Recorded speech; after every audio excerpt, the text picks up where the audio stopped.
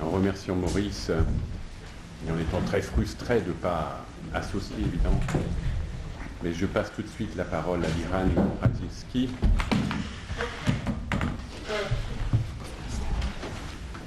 De l'université de Bar-Ilan,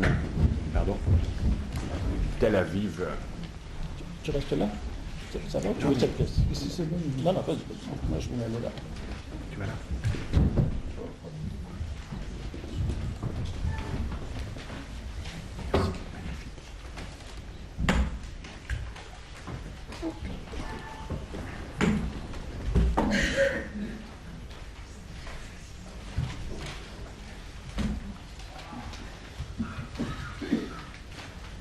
Bon, bonjour.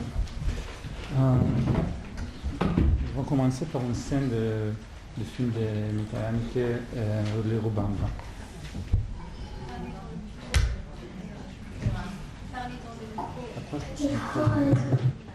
Was hat die gehabt? Welche Frau? Ach so, die war tot. Was ist das? Was? Tot. Was tot ist? Mein Gott, was ist das für eine Frage? Das ist, wenn jemand nicht mehr lebt. Wenn er aufgehört hat zu leben. Und wann hört jemand auf zu leben? Wenn er ganz alt ist oder sehr krank. Und die Frau? Die hat einen Unfall gehabt. Unfall? Ja, das ist, wenn du dir sehr, sehr weh tust. So wie Papa. Ja, aber viel schwerer. Das ist so schwer, dass es dein Körper nicht aushält. Und dann ist man tot. Ja. Aber die meisten Leute haben keinen Unfall. Die sind nicht tot. Nein, die sterben viel später. Wann? Eben später, wenn sie ganz, ganz alt sind. Müssen alle sterben? Ja. Wirklich alle? Ja, alle Menschen müssen sterben. Aber du doch nicht, Anni. Ich auch. Alle. Aber der Papa doch nicht. Auch der Papa. Und ich auch? Du auch, aber erst in langer Zeit. Wir alle erst in langer Zeit. Und man kann gar nichts dagegen tun? Es muss kommen? Ja, aber jetzt noch lange nicht. Und die Mama, die ist gar nicht verreist. Ist die auch tot? Ja, die ist auch tot. Aber das ist schon lange her.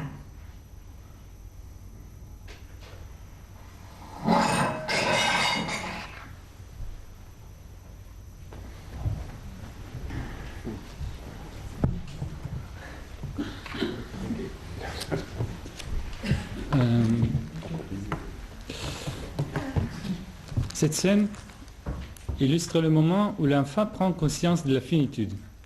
Une transition brusque. C'est bien tout le micro qu'il faut. Donc cette scène illustre le moment où l'enfant prend conscience de la finitude. Une transition brusque et dramatique de l'innocence enfantine à la lucidité de l'âge adulte. Comme goûter le fruit de l'arbre de la connaissance puis être expulsé du jardin d'Éden. L'adulte comprend les répercussions possibles de cette révélation. Elle essaie de les atténuer et les retarder autant que possible jusqu'à ce que la vérité lui soit arrachée des lèvres et provoque l'effondrement du monde tel que l'enfant le conçoit. La scène du film de Haneke est presque générique. On trouve des scènes similaires dans la littérature autobiographique, des scènes qui décrivent le moment où la mort se révèle à l'enfant. On peut même parler d'un véritable topos, une sorte de cliché littéraire. Dans ma présentation, je proposerai quelques exemples de descriptions autobiographiques racontant ce type de rencontre de l'enfant avec la finitude. Et j'essaierai de comprendre comment se construit la scène de la rencontre de l'enfant avec la mort, quelles sont ses significations, mais surtout quel rôle elle joue dans le projet autobiographique dans son ensemble. Dans l'interprétation des rêves, à propos d'un de ses rêves dans lequel il entre affamé dans la cuisine, où il trouve 3 femmes préparant les boulettes de Knödel, sont comme ça, Freud associe l'explication suivante. Quand j'avais 6 ans et que ma mère me donnait mes premières leçons, elle m'enseignait que nous avions été faits de terre et que nous devions revenir à la terre. Cela ne me convenait pas, j'en doutais. Ma mère frotta alors les paumes de ses mains, tout à fait comme pour faire des knödel, mais elle n'avait pas pris de pâte, et elle me montra les petits fragments d'épiderme noirâtre qui s'en étaient détachés comme une preuve que nous étions faits de terre. Je fus stupéfait par cette démonstration ad oculus et je me résignai à ce que plus tard j'ai appris à formuler « Tu dois rendre ta vie à la nature ».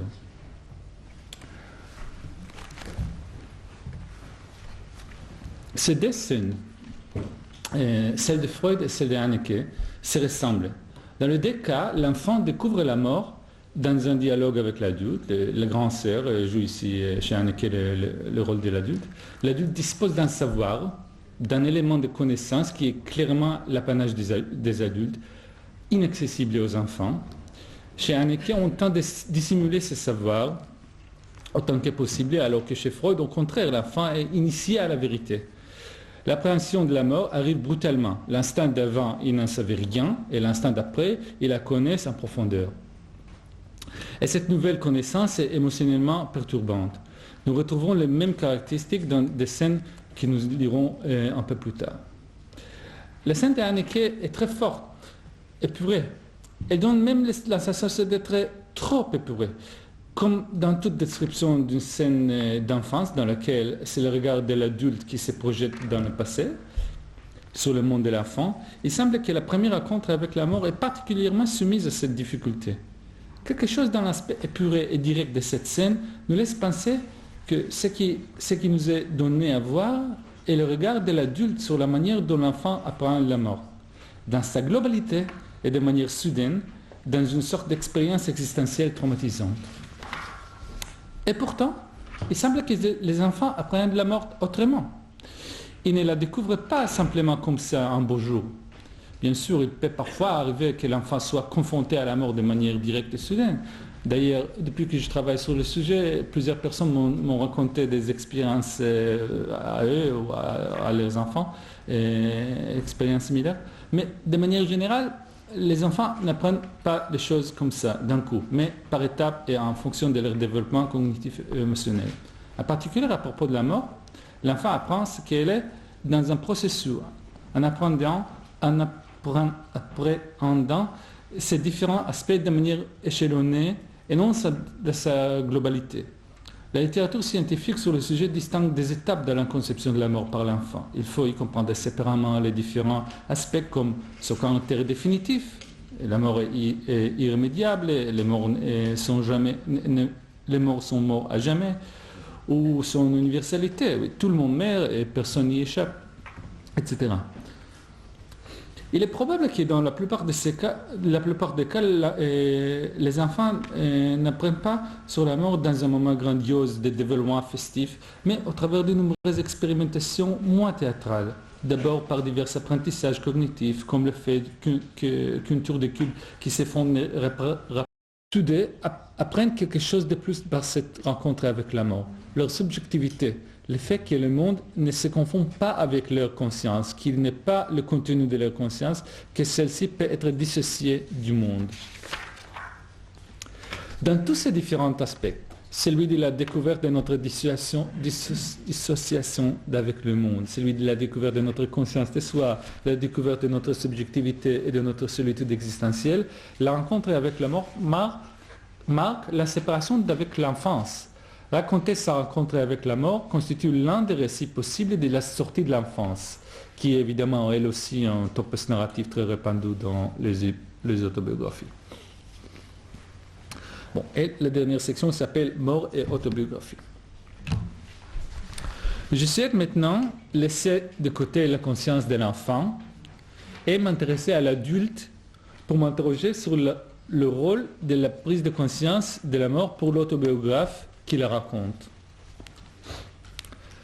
Dans la suite de l'extrait de l'âge d'homme que nous avons cité plus haut, lorsque l'Iris, la métaphysique de mon enfance, etc., lorsque l'Iris essaie en vain de repérer le moment où naît chez lui la conscience de la mort, il aborde finalement un sujet similaire où sa recherche est plus fructueuse.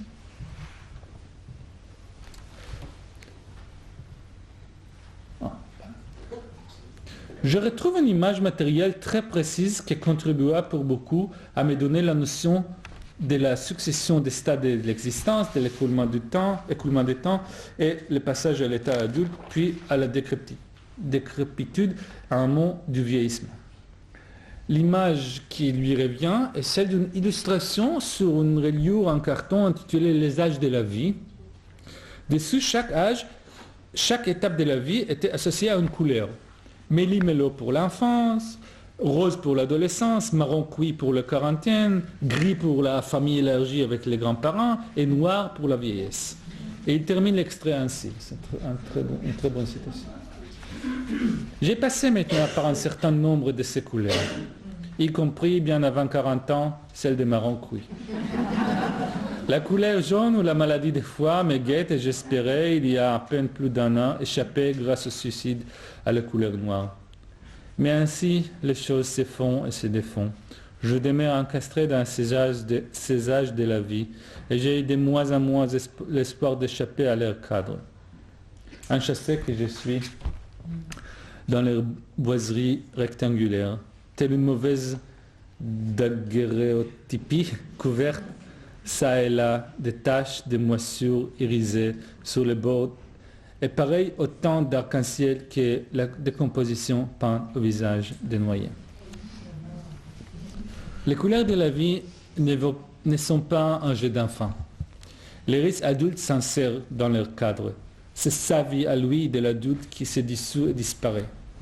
Rappelons la démarche de ce chapitre de vieillissement. Okay? Le chapitre est précédé par la phase avant d'essayer de dégager quelques-uns des linéaments. Je voudrais fixer ici ce que je suis à même de rassembler en fait des vestiges de la métaphysique de mon enfance. Donc ça précède le chapitre. Puis, à la fin du chapitre, dans l'extrait cité ici, les couleurs de la vie, il y a le retour vers le présent. Ce dont il s'agit, c'est donc un passage de la conscience de l'adulte qui essaie d'écrire le déroulé de sa vie vers l'épisode de la première rencontre avec la mort, puis de nouveau de la conscience de l'enfant à celle de l'écrivain adulte pour qui la mort est bien plus proche. Et cette démarche est d'une extrême importance car elle nous indique que cet impératif de retour dans le passé pour retrouver le moment de la prise de conscience de la mort est à chercher dans le présent, dans la conscience de l'autobiographe adulte et dans le présent de l'écriture.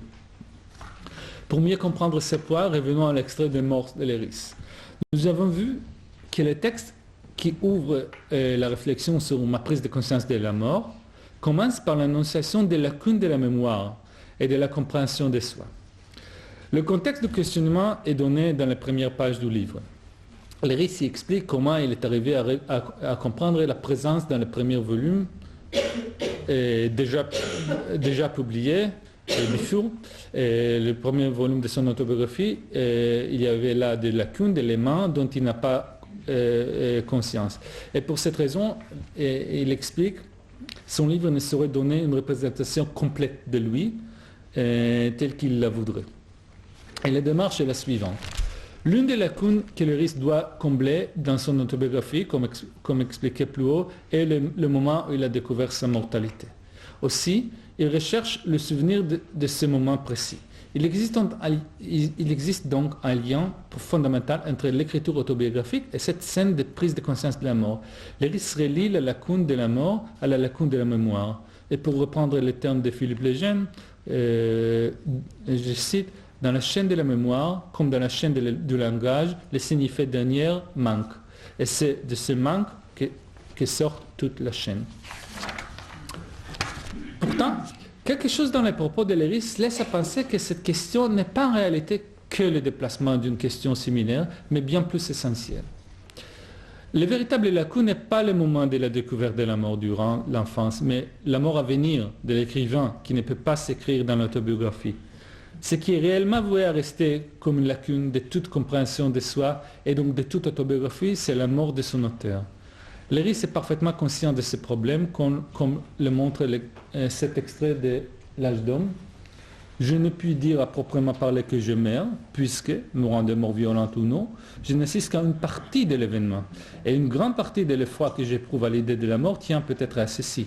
Vertige de rester suspendu en plein milieu d'une crise, dont ma disparition m'empêchera au grand jamais de connaître le dénouement.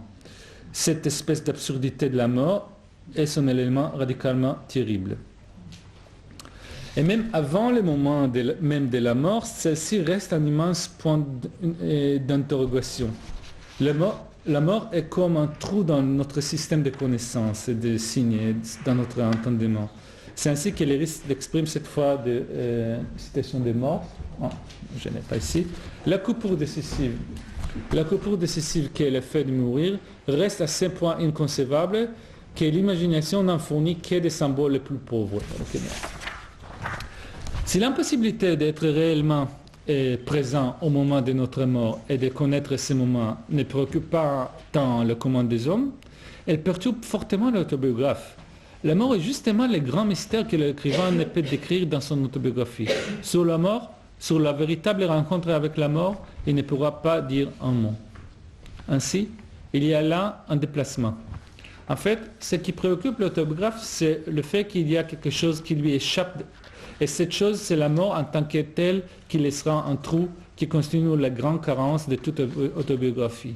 Ce trou, ce mystère, nuit à la totalité, empêche la connaissance totale de soi et ne permet pas à l'auteur d'être le maître de son histoire.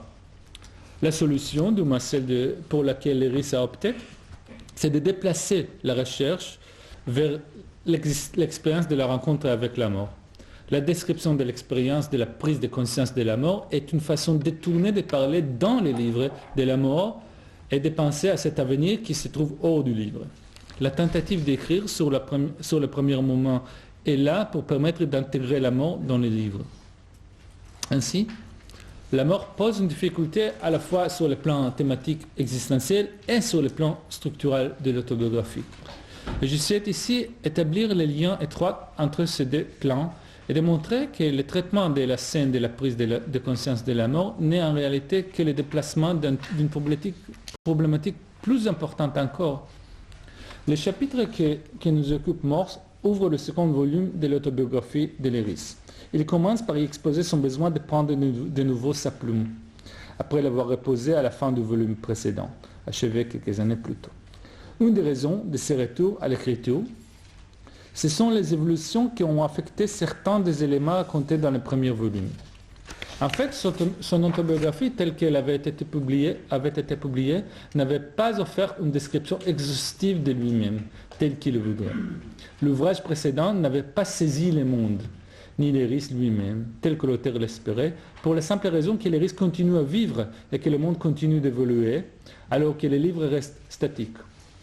La réflexion menée dans les premières pages des Morses traite de l'échec de l'autobiographie à contenir le moi dans sa totalité, de l'incapacité du signifiant à exprimer l'intégralité du signifié. Le premier volume a été publié, mais le monde est en mouvement et en évolution permanente. L'écriture est dans l'incapacité de le saisir dans sa totalité. L'autobiographie ne saurait saisir le monde que s'il s'arrêtait de changer, c'est-à-dire uniquement dans la mort. Ainsi, sous une perspective qui souligne la totalité comme objectif de l'autobiographie, celle-ci est vouée à échouer tant que son auteur vit. L'inconstance, l'échec imposé de l'autobiographie, ne peut prendre fin qu'avec la mort, mais avec la mort, l'autobiographie échoue autrement et de manière plus concrète. La limite inhérente à l'autobiographe est son incapacité en tant qu'homme qui écrit d'embrasser son histoire et d'être ainsi le maître de son destin. Mais c'est justement cette expérience que nous vivons au travers de la prise de conscience de la mort, que l'enfant ressent lorsqu'il prend conscience de la mort. L'apprentissage de ses limites, sa séparation d'avec le monde, les limites de sa force et son impuissance, ces mêmes éléments deviennent évidents pour l'autobiographe, l'écrivain qui est incapable d'intégrer sa mort dans son livre malgré la nécessité structurelle de le faire. Il est limité, fini et dépendant du monde et des adultes pour compléter l'histoire de son destin. Il est soumis à la contingence et à l'arbitraire. Lorsqu'il écrit rétrospectivement sur ce qui représente la mort pour l'enfant, il y a donc une sorte de synthèse entre le point de vue de l'enfant et celui de l'adulte. En un sens, il y a dans ces épisodes de rencontre avec la mort une sorte de rencontre entre l'adulte et l'enfant qu'il avait été, qui se retrouvait unis face à la mort. Cette fusion est vraie, par exemple, sur le plan des processus cognitifs et émotionnels, dans la mesure où l'adulte qui décrit n'est déjà plus en position de contrôle, de comprendre plus, de faire mieux, etc. Mais la similitude qui crée cette rencontre est également liée aux perspectives du temps qui divergent chez l'adulte et l'enfant. Les deux perçoivent le temps de manière très différente. L'enfant est plein de fraîcheur. Nous, adultes, sommes de moins en moins surpris par l'existence. Pour l'enfant, l'avenir est ouvert. Pour nous, il est restreint. L'enfant découvre le monde à chaque pas, alors que le monde a du mal à nous surprendre. L'enfant exprime tout pour la première fois, nous, rarement. Comme l'écrit Walter Benjamin dans un autre extrait de l'enfance berlinoise, je cite, « Ainsi, souvent, je peux bien rêver à la manière dont j'ai appris à marcher. Mais cela ne me sert à rien. Maintenant, je sais marcher. Apprendre, je ne le pourrai plus. » Pour l'enfant, tout est de l'ordre de la croissance et de l'épanouissement. Pour nous, l'avenir n'est pas aussi ouvert.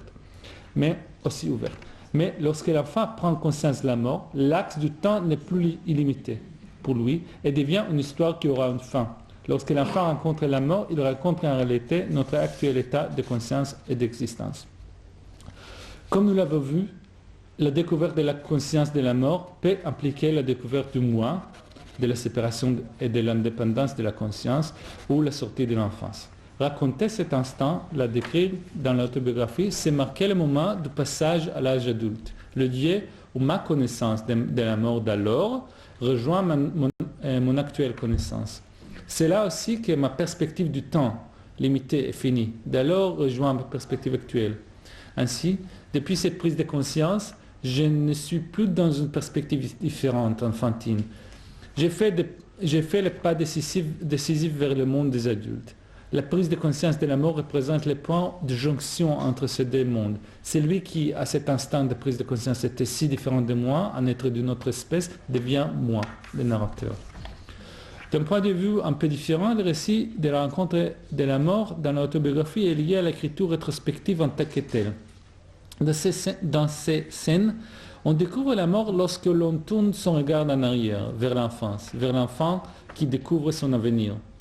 Comme le disait Benjamin, il y a des mots qui conduisent notre pensée vers cet étranger invisible, l'avenir qui les oublia chez nous. Le moi qui écrit et le moi objet de l'écriture, l'enfant, se rejoignent. L'enfant regarde vers l'avant, vers l'adulte qu'il va devenir. L'adulte regarde en arrière vers l'enfant qu'il était.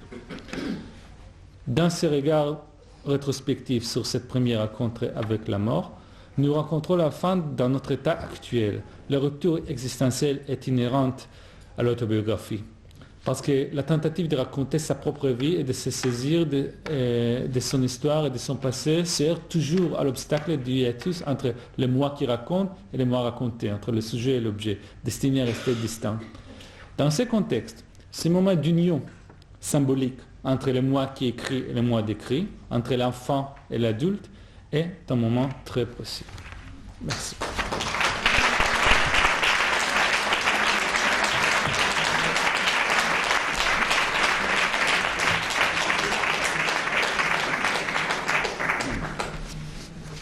On n'a pas vu la pause, c'est ça? Ah, papa. Ah, d'accord. Il y a quoi au début? D'accord. Très court.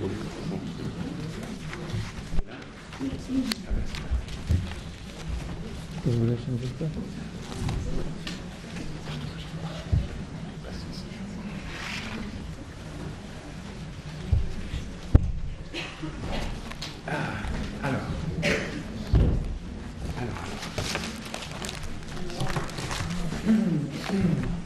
Alors, oui, le séminaire Babel est un des rares séminaires où on donne l'occasion au public de réagir. Non pas en s'en allant, mais en s'asseyant et en posant des questions, en commentant, en nuançant, en étant en désaccord, en discutant. Alors peut-être que nous avons en effet la place pour une autre question, sinon je vous avertis, Gérard va tout de suite prendre la parole. Non, pas spécialement. Peut-être Qui souhaite intervenir? Peut-être tout le monde est fatigué, c'est sûr. Quand même, 2 heures.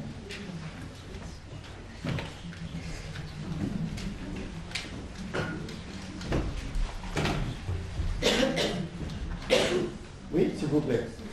Attendez, prenez le micro comme ça vous êtes enregistré. Si. Merci. Quel est le lien, pour faire le lien entre les deux présentations, à partir de quand on peut considérer que Pérec rencontre la mort, dans la mesure où justement vous avez dit que tout est reconstruction, lui il n'a pas eu d'adulte, est-ce qu'un adulte lui aurait parlé de la mort et comment l'aurait-il fait? Voilà, c'est juste la question du lien entre les deux présentations passionnantes.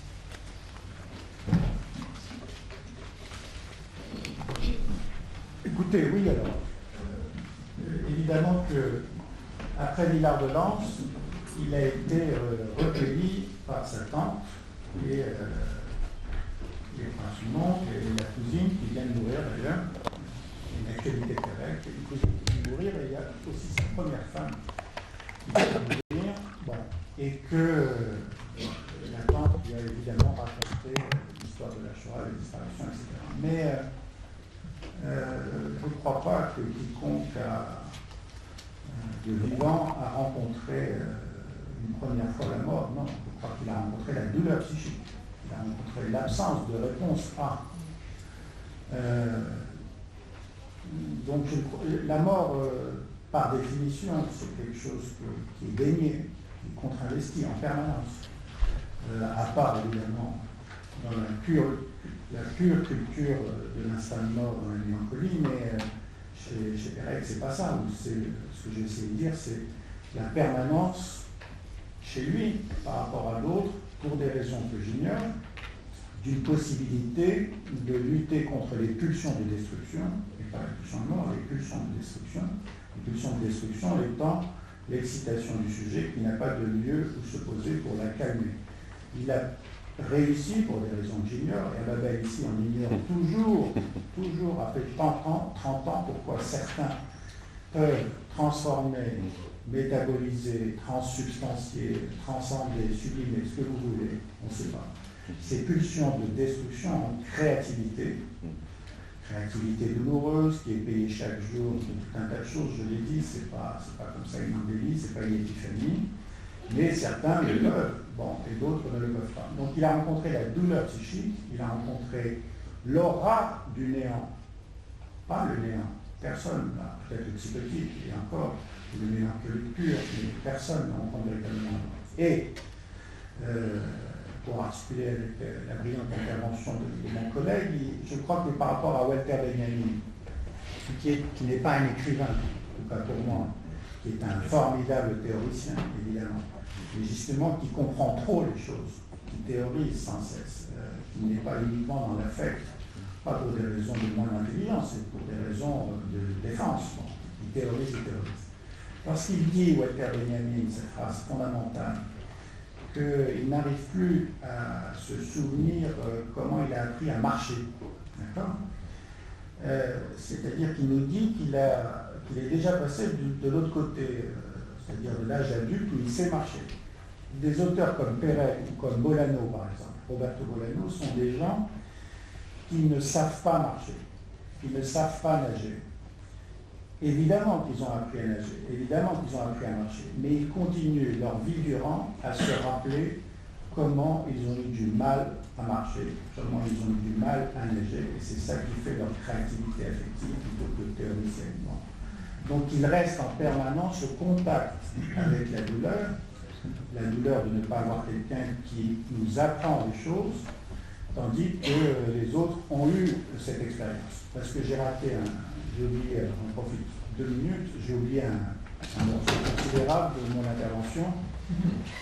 Et donc je dis là, en profitant de votre question, il y a deux façons de ne pas se souvenir. Un, je n'ai pas de souvenir d'enfance parce que je passe mon temps à éviter de vous les dire parce que c'est des souvenirs mélangés, brûlants, explosifs, etc. Deux, je n'ai pas de souvenir d'enfance parce que je n'ai pas de souvenir d'enfance. C'est la deuxième partie de mon exposé, et celle-ci, elle dit la chose suivante. De mémoire, hein, donc avec des lacunes.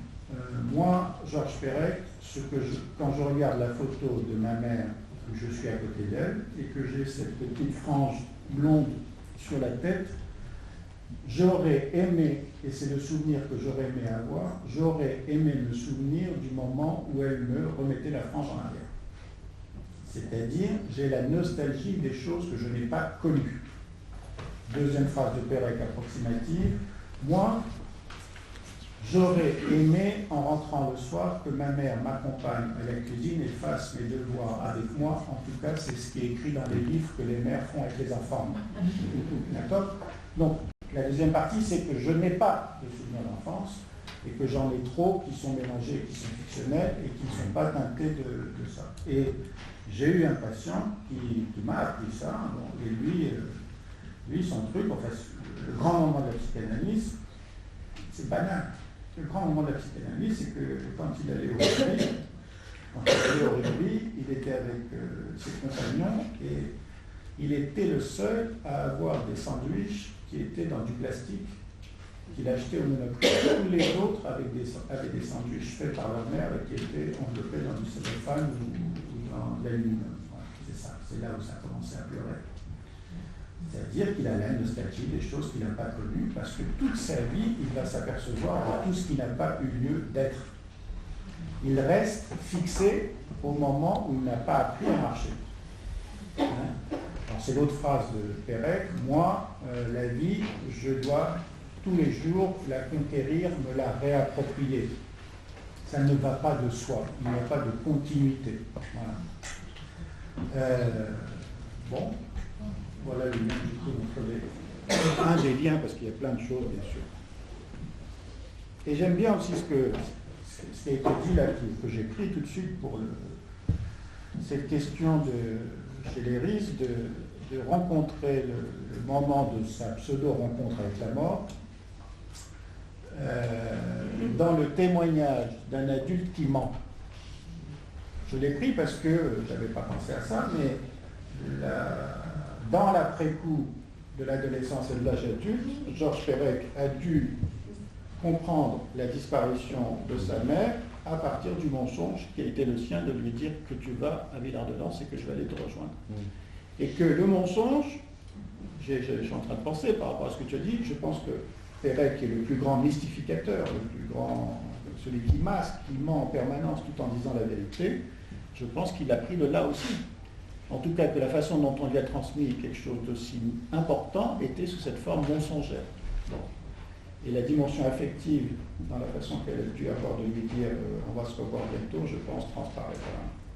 Voilà le souvenir qu'il y a un mensonge.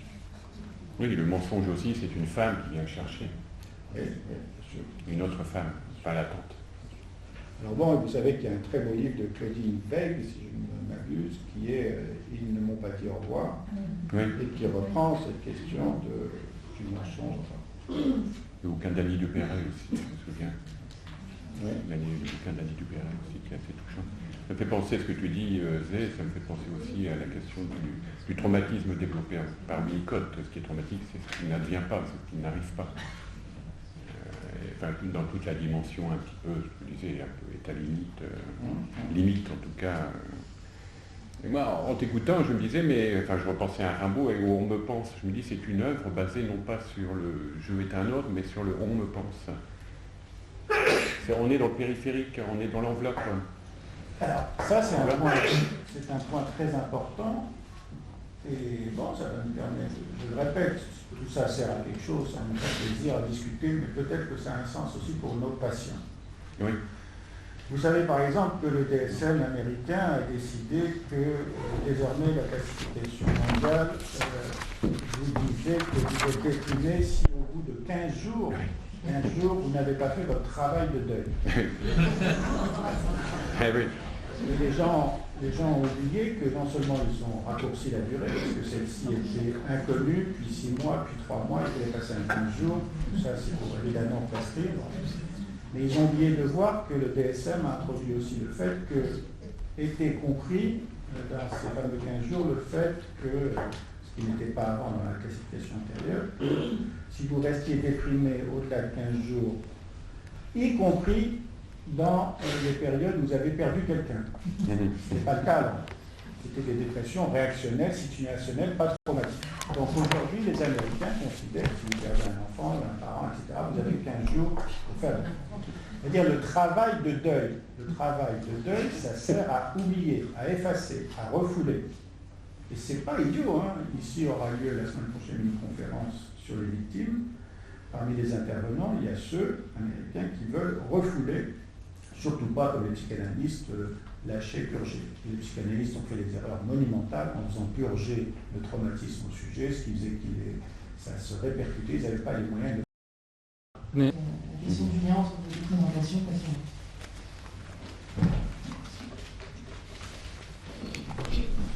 Écoutez, oui alors. Évidemment que après Villard de Lans, il a été recueilli par sa tante et les Prince-Dumont et la cousine qui vient de mourir d'ailleurs, une actualité correcte, une cousine qui vient de mourir, et il y a aussi sa première femme qui vient de mourir, bon, et que la tante lui a évidemment raconté l'histoire de la Shoah, les disparitions, etc. Mais je ne crois pas que quiconque de vivant a rencontré une première fois la mort, non, je crois qu'il a rencontré la douleur psychique. Il a rencontré l'absence de réponse à.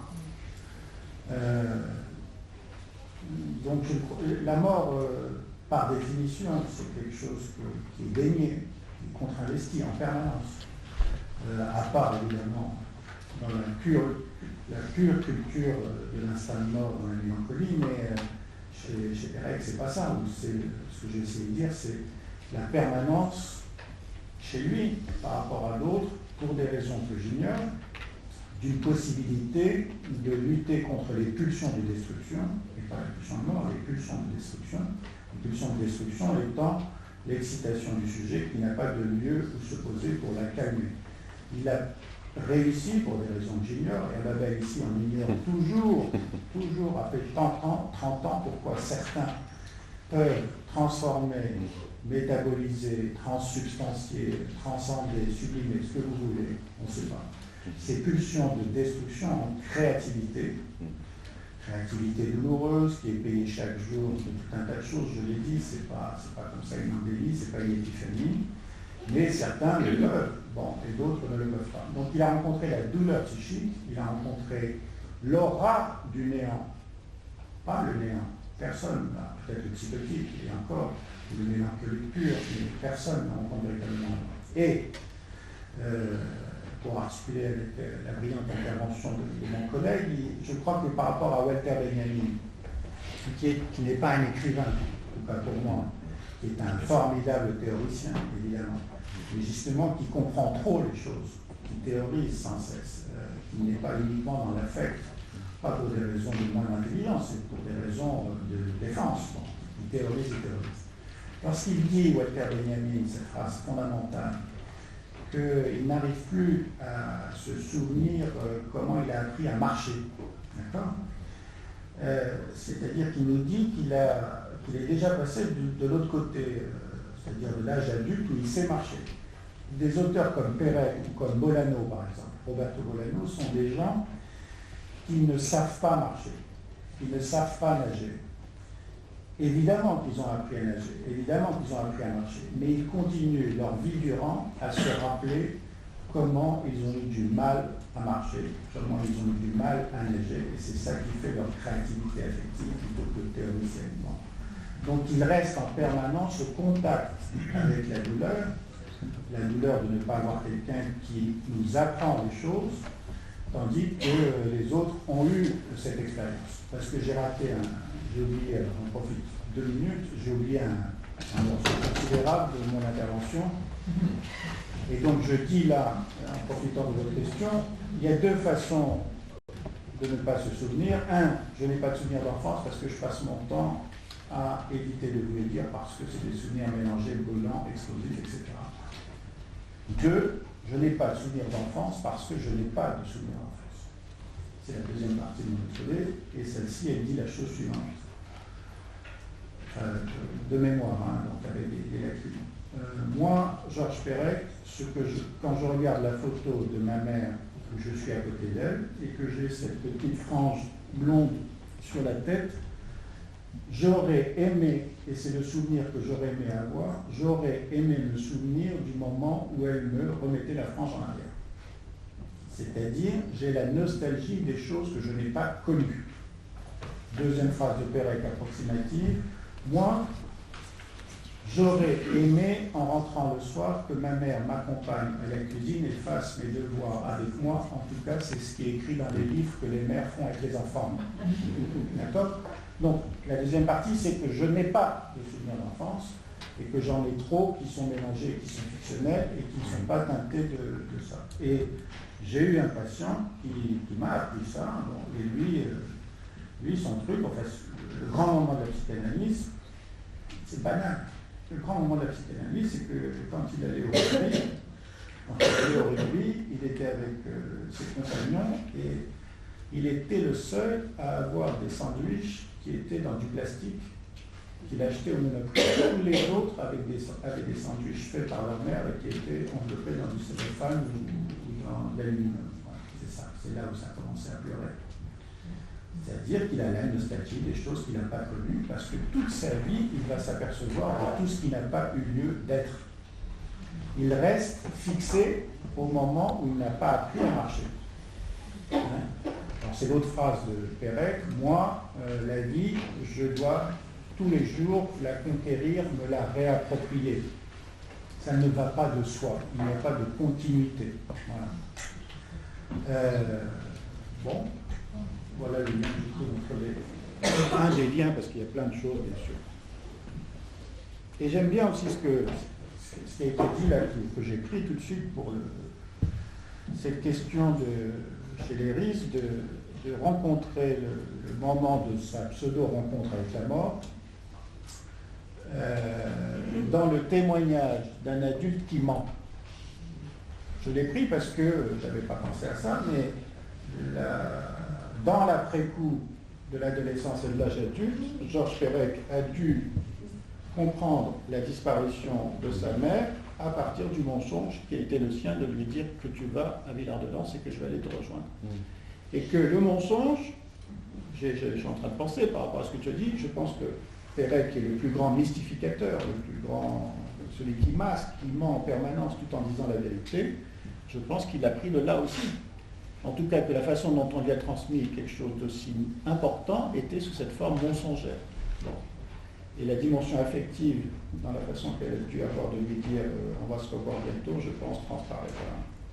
Voilà le souvenir qu'il y a, un mensonge. Oui, le mensonge aussi, c'est une femme qui vient chercher. Oui, bien sûr. Une autre femme, pas la tante. Alors bon, vous savez qu'il y a un très beau livre de Claudine Veil, si je ne m'abuse, qui est Ils ne m'ont pas dit au revoir, oui. Et qui reprend cette question du mensonge. Le bouquin d'Annie Dupéret aussi, je me souviens. Oui. Le bouquin d'Annie Dupéret aussi, qui est assez touchant. Ça me fait penser à ce que tu dis, Zé, ça me fait penser aussi à la question du traumatisme développé par Winnicott. Ce qui est traumatique, c'est ce qui n'advient pas, c'est ce qui n'arrive pas. Enfin, dans toute la dimension un petit peu, je disais, un peu état limite en tout cas. Et moi, en t'écoutant, je me disais, je repensais à Rimbaud et où on me pense. Je me dis, c'est une œuvre basée non pas sur le je est un ordre, mais sur le on me pense. On est dans le périphérique, on est dans l'enveloppe. Alors, ça, c'est un point très important. Et bon, ça va me permettre, je le répète, tout ça sert à quelque chose, ça me fait plaisir à discuter, mais peut-être que ça a un sens aussi pour nos patients. Oui. Vous savez par exemple que le DSM américain a décidé que désormais la classification mondiale vous disait que vous êtes déprimé si au bout de 15 jours un jour, vous n'avez pas fait votre travail de deuil. Eh oui. Et les gens ont oublié que non seulement ils ont raccourci la durée, parce que celle-ci était inconnue, puis 6 mois, puis 3 mois, il fallait passer un 15 jours, tout ça c'est pour évidemment prescrire. Mais ils ont oublié de voir que le DSM a introduit aussi le fait que était compris dans ces fameux 15 jours le fait que, ce qui n'était pas avant dans la classification antérieure, que si vous restiez déprimé au-delà de 15 jours, y compris dans les périodes où vous avez perdu quelqu'un. Ce n'était pas le cas là. C'était des dépressions réactionnelles, situationnelles, pas traumatiques. Donc aujourd'hui, les Américains considèrent que si vous avez un enfant, un parent, etc., vous avez 15 jours pour faire. C'est-à-dire le travail de deuil. Le travail de deuil, ça sert à oublier, à effacer, à refouler. Et c'est pas idiot, hein. Ici aura lieu la semaine prochaine une conférence sur les victimes. Parmi les intervenants, il y a ceux américains qui veulent refouler. Surtout pas comme les psychanalystes lâcher, purger. Les psychanalystes ont fait des erreurs monumentales en faisant purger le traumatisme au sujet, ce qui faisait que ça se répercutait, ils n'avaient pas les moyens. Oui, il vaut mieux refouler, mais pas cliver, pas amputer. Bon. Si vous effacez le deuil avec les médicaments, avec les cognitivo-comportementalistes, les nouveaux chaînes de pensée, avec tout ce que vous voulez, si vous effacez le deuil, vous pouvez vivre, d'accord, mais vous faites un travail de deuil. Si vous voulez continuer à commémorer vos morts, c'est-à-dire à faire comme eux, commémorer, d'accord, c'est-à-dire à être mort pour la vie ailleurs. Au-delà de 15 jours, ce n'est pas un travail de deuil, c'est, comme le disait le merveilleux Félida, le travail du deuil, d'accord. C'est-à-dire, j'en viens à ce que tu dis, c'est que vous laissez le mort travailler à l'intérieur de vous, ou la mort. Donc c'est la mort et le mort qui vous travaillent, on me pense. D'accord? C'est pas forcément facile à gérer, mais en tout cas, vous êtes en contact avec lui. Après, quel est le juste équilibre? Très bien. Mais si vous voulez revenir à je pense, je suis dans la vie, je suis plus en contact, vous avez le droit, c'est l'évolution de la société actuelle. On va vers, il faut repartir dans le circuit de l'activité, de la performance, etc. Et ne pas commémorer. Bon. Le livre de Pierre Félida, je vous le recommande, ça s'appelle Des bienfaits de la dépression. Pardon? C'est pas lui qui a choisi. Bien. Odile Jacob a enfin trouvé un bon titre. Des bienfaits de la dépression, c'est-à-dire de l'intérêt de rester en contact avec soi-même, en introspection, en introjection avec ses morts. Le temps suffisant, peut-être, pour pouvoir s'en dégager plutôt que d'annuler les choses. Moi, j'ai une petite question pour Bernard.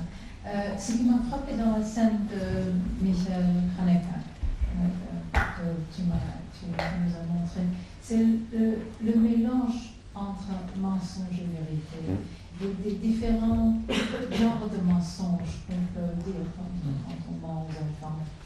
Est-ce que tu as quelque chose à dire? Non, mais je suis tout à fait d'accord, il y a un mélange. Et comme j'ai dit, en fait, quand tu dis la vérité, mais pas en une seule fois, mais par étapes, donc tu dis aussi que ce que tu as dit avant n'était pas la vérité.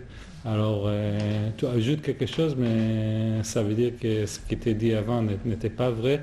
Et donc, puis ça arrive à cette... ça arrive à Louis, ça arrive à la mère qui est morte dans le film. Elle est morte avant et on n'a pas dit la vérité. Et donc tout est mensonge. Le monde entier est mensonge. Et le geste symbolique de jeter comme ça, c'est que le monde est cassé. Et en fait, dans les films, donc c'est un film qui traite des générations, donc les parents et les enfants, en fait, donc ça traite plusieurs choses, mais donc c'est aussi symbolique pour les films. Le monde des adultes, c'est un monde de mensonges. Et voilà, donc c'est aussi ça. Bon, merci beaucoup pour cette belle intervention, mais je crois qu'on doit reprendra dans 10 minutes. Je disais que le pseudo du... réapparaît.